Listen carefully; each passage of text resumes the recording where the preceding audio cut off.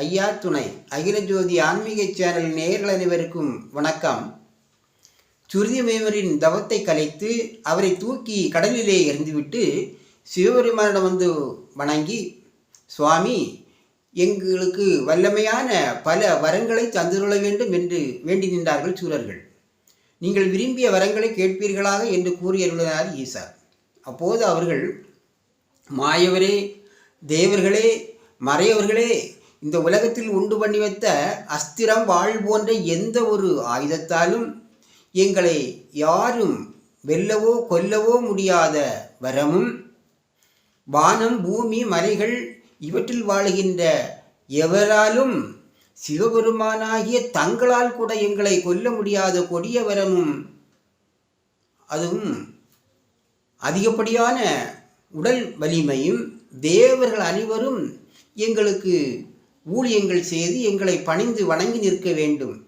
இந்த வரங்களையெல்லாம் தவறாமல் எங்களுக்கு தந்துருள வேண்டும் என்று வேண்டி நின்றார்கள் சூரர்கள். சூரர்கள் எப்படிப்பட்ட வரங்களை கேட்டார்கள்? பரம்பொருளாகிய ஈஸ்வரே அவர்களுடைய கட்டுப்பாட்டிற்குள் இருக்க வேண்டும். தேவர்கள் அனைவரும் சூரர்களுக்கு பணிவிடை செய்ய வேண்டும். இதன்படி சூரர்கள்தான் கடவுள். இறைவனாகிய ஈசரும் தேவர்களும் சூரர்களுடைய அடிமைகள். இந்த உதயத்திலே தான் சூரர்கள் வரங்கேட்டார்கள். ஒரு வார்த்தை கூட மாறி பேசாமல் அவர்கள் கேட்ட அத்தனை வரங்களையும் கொடுத்து அவர்கள் வாழ்வதற்கு நெடிய யுகம் வகுத்து கொடுத்து அவர்களை பூவுலகம் அனுப்பி வைத்தார் ஈசர். பூவுலகம் வந்த அசுரர்கள் வானளாவிய பெரிய கோட்டை கொத்தளங்களை எல்லாம் அமைத்து சூரப்படைகளோடு ஆட்சி புரிந்து வருகின்ற போது தேவர்கள் அனைவரையும் பிடித்து கொண்டு வந்து அவர்களுக்கு ஏவல் தொழில்கள் செய்ய வைத்தார்கள். அசுரர்களின் அதர்ம செயல்களை பொறுக்க முடியாத தேவர்கள் அனைவரும் சிவபெருமானுக்கு அபயம் முறையமிட்டார்கள்.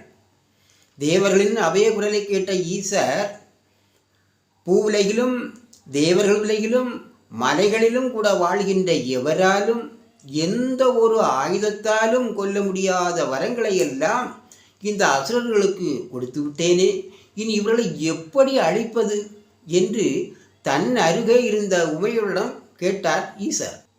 அதாவது, பொதுவாக கணவனும் மனைவியும் கருத்து ஒற்றுமை வாய்ந்த குடும்பமாக இருந்தால் இது போன்ற ஒரு இக்கட்டான சூழ்நிலை வரும்போது இந்த பிரச்சனையை எப்படி சமாளிக்கலாம் என்று கணவர் மனைவியிடத்திலே ஆலோசனை கேட்பார்.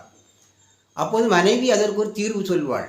அதன்படி அந்த பிரச்சனையை எளிதாக சமாளித்து விடுவார்கள். அப்படி ஒரு நிகழ்வைத்தான் இப்பொழுது ஈசர் உமையவளிடத்திலே கேட்கின்றார். அப்போது உமையவள் சொல்லுவாள், தேவர்களாலும் எந்த விதமான ஒரு ஆயுதத்தாலும் அழிக்க முடியாது என்றால் அலைகடலின் மேல் பள்ளி கொண்டிருக்கும் ஆதி நாராயணரால் இயலாதது ஒன்று உண்டோ என்று கூறினாள் உமையவள். இதனுடைய தொடர்ச்சியை நாம் அடுத்த பதிவிலே அறிவோம். ஐயா துணை.